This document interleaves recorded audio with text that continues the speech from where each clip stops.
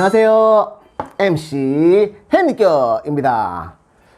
오늘은 공무원이라면 매년 2번씩 꼭 나오는 수당, 정근수당과 명절 휴가비에 대해서 알아보려고 합니다.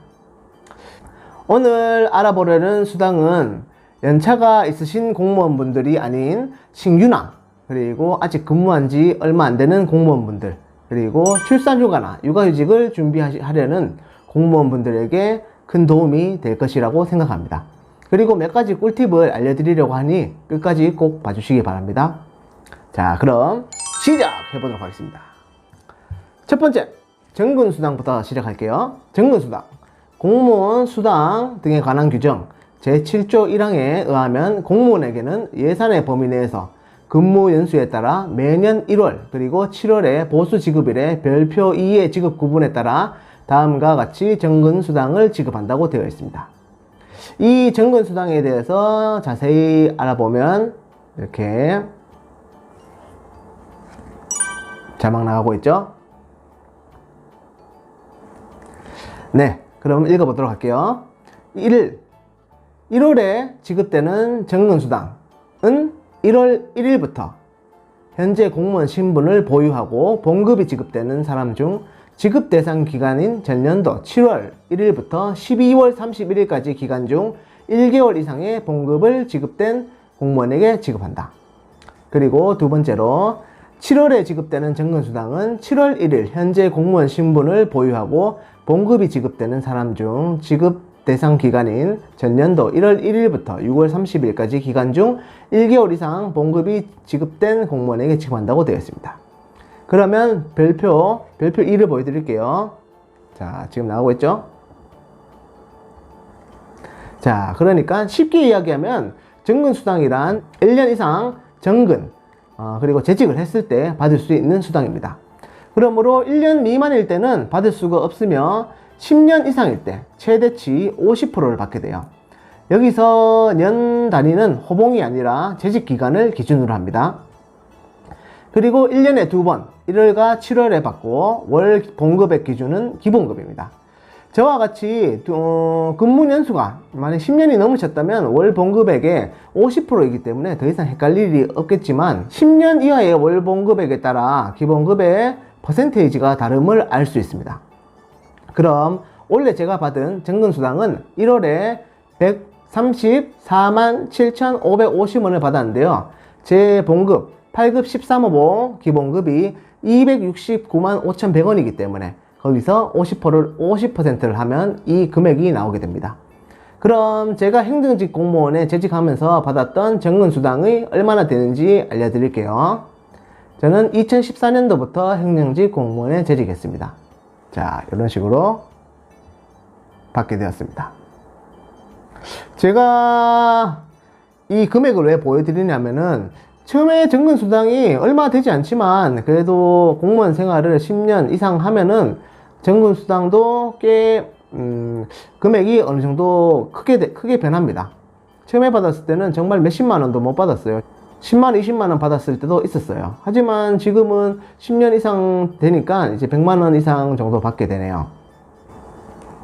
네, 그러니까 정확히 이 금액이 얼마가 되느냐를 보여드리기보다는 공무원 생활이 좀 힘들고 어려워도 1년 버티다 보면은 어느 정도 정근수당도 기본급에 맞춰서 올라감을 보여드리고 싶었어요. 여러분들도 본인의 근무 연수에 따라서 얼마의 정근수당이 나올지를 계산해 보시는 것도 괜찮을 것 같습니다. 그리고 저는 7월에 복직을 했는데 이번에 육아휴직을 하고 1월에서 2020년 1월에서 6월까지 육아휴직을 하고 7월에 복직을 하였는데 1월 1일부터 6월 30일까지 기간 동안 휴직을 해서 1개월 이상 봉급을 받지 못했기 때문에 7월에는 정근수당을 받지 못했습니다. 그때는 이 규정을 몰랐기 때문에 봉급 담당에게 전화를 해서 왜 제 정근수당이 안 나오냐고 물었던 적도 있어요. 정근수당 나오면 드론 사려고 했는데 드론이 정말로 날아가 버렸어요. 남자의 경우에는 군 경력도 호봉 인정뿐만 아니라 재직 기간에도 재직 경력에도 인정되기 때문에 발령 첫 해부터 정근수당을 받을 수 있습니다. 제가 정말 친하게 지내는 동생이 있는데 그 동생도 2016년도에 들어와서 바로 정근수당을 받았습니다. 얼마를 받았냐면 그 친구가 기본급이 157만 5,900원이었어요. 그때 2016년도에 말씀드리는 거예요. 그때 정근수당을 10% 15만 7,590원, 약 3년 미만 10%를 받았다고 하였습니다. 그러므로 바로 나오는 것을 알 수 있죠.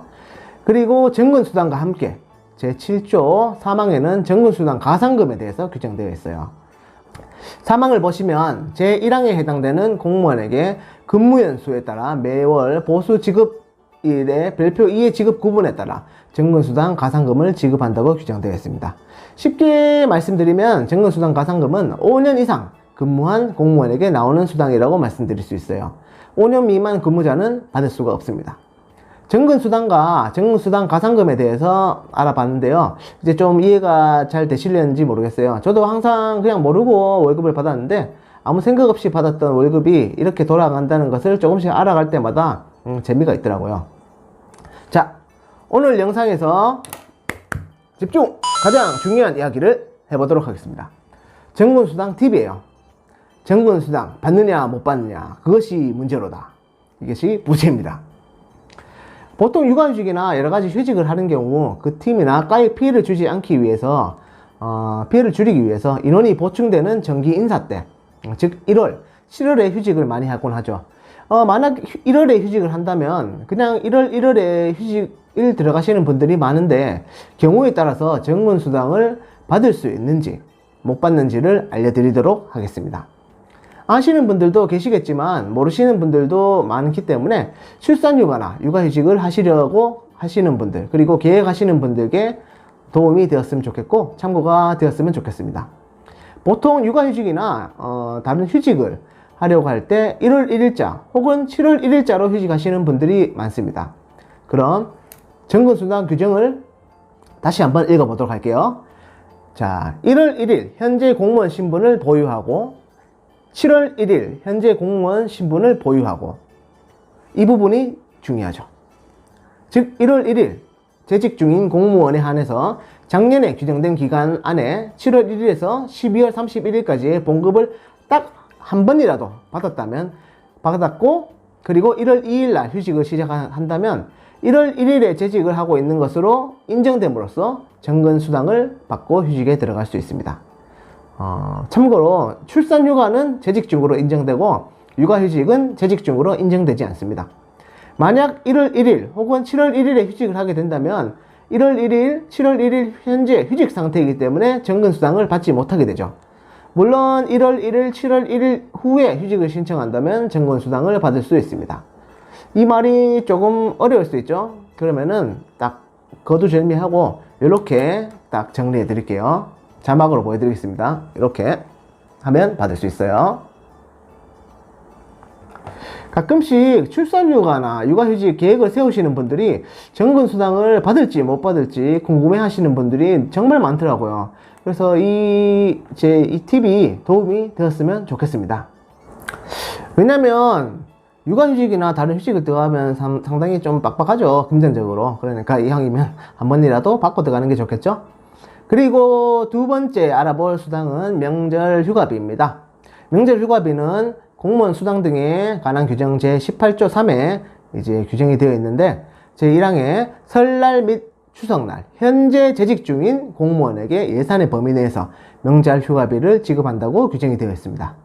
이 항은 명절휴가비 지급 기준일은 현재 월 봉급액의 60%를 이제 보수 지급일, 지급 기준일 전후 15일 이내 각 기관장이 정하는 날에 각각 지급한다고 규정이 되어 있습니다. 이제 왜 명절휴가비가 기본급의 60%인지는 아시겠죠? 그리고 여기서 또 중요한 게 있습니다. 여기서 잘 들으셔야 돼요. 또 중요한 것은 무엇이냐? 설날 및 추석날 현재 재직 중인 공무원이라는 부분입니다. 혹시나 휴직을 하시다가 설날이나 추석쯤에 혹시나 그때 복직을 하셔야 된다면 설날 추석 전에 이제 복직하시면은 명절휴가비를 받으실 수 있다는 것을 팁으로 알려드리는 거예요. 복직 날을 이왕이면 잘 맞춰서 명절휴가비도 받으실 수 있다면은 좋으실 것 같아서 이런 팁을 하나 또 드립니다. 여기까지 정근수당과 명절 휴가비에 대해서 제가 아는 데까지 알려드리고 또 제가 아는 팁들을 알려드렸습니다. 신규나 그리고 근무하신 지 얼마 안 되신 공무원분들 그리고 출산휴가나 아니면 육아휴직 등 휴직을 준비하시는 분들에게 큰 도움이 되었으면 좋겠습니다. 그리고 이 영상이 유익하고 좋았다면 구독과 좋아요도 부탁드리겠습니다. 그리고 혹시나 제가 조금 틀리거나 좀 잘못된 정보가 있다면 바로 고치도록 하겠습니다. 밑에 댓글 달아주시면 항상 바로바로 고치도록 하겠습니다. 그리고 항상 건강하시고 오늘은 여기까지 하겠습니다. 그럼 시청해 주셔서 감사합니다. 안녕.